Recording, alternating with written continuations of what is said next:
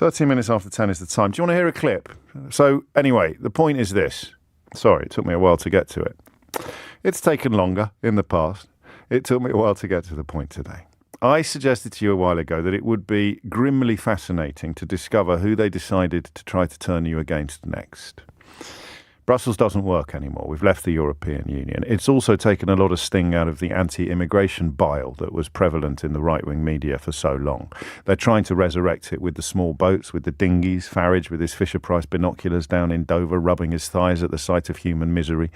But it's not really landing yet. The newspapers haven't really got behind it yet, probably because they realise it would be too transparent a distraction from the realities of domestic politics. So you can't really turn Brussels into a mythical enemy. You can't really turn unelected bureaucrats into a mythical enemy because it's the unelected bureaucrats who came up via Tufton Street that are responsible for grooming and brainwashing Liz Truss into the ludicrous automaton that you see before you today. So we can't do Brussels, we can't do unelected bureaucrats, we can't really do immigrants. Refugees is tricky because we just keep giving money to Rwanda despite the fact that they're not actually taking any. So we get a little bit out of the refugees, but not a lot. Single mothers just doesn't work anymore. The world has moved on. The nuclear family is, I think, in retreat. It's possibly even a minority. So you're never going to be able to blame single parents for the ills inflicted upon you by right-wing rhetoric and right-wing politics. Cyclists, they had a go at cyclists. Cyclist isn't going to work because there are now more people cycling to and from work and getting around town on a bicycle than there has been since the Second World War.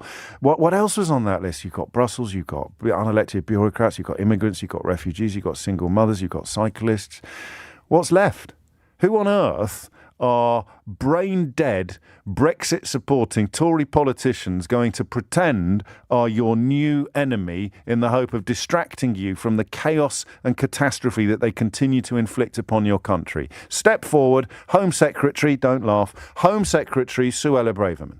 So yes, I'm afraid, Madam Deputy Speaker, it's the Labour Party, it's the Lib Dems, it's the coalition of chaos, it's the Guardian reading, tofu-eating, wokerati, dare I say, the anti-growth coalition that we have to thank for the disruption that we are seeing on our roads today. Two things to note about that. First thing is, she's calling the other lot a coalition of chaos, and she's using the phrase anti-growth coalition after the mini-budget has been abandoned. So, I mean, on basic intelligence levels, that's struggling to get into single figures. The second thing is, that's most remarkable if you watched this, it was written down. She carried that into the House of Commons thinking it was a zinger.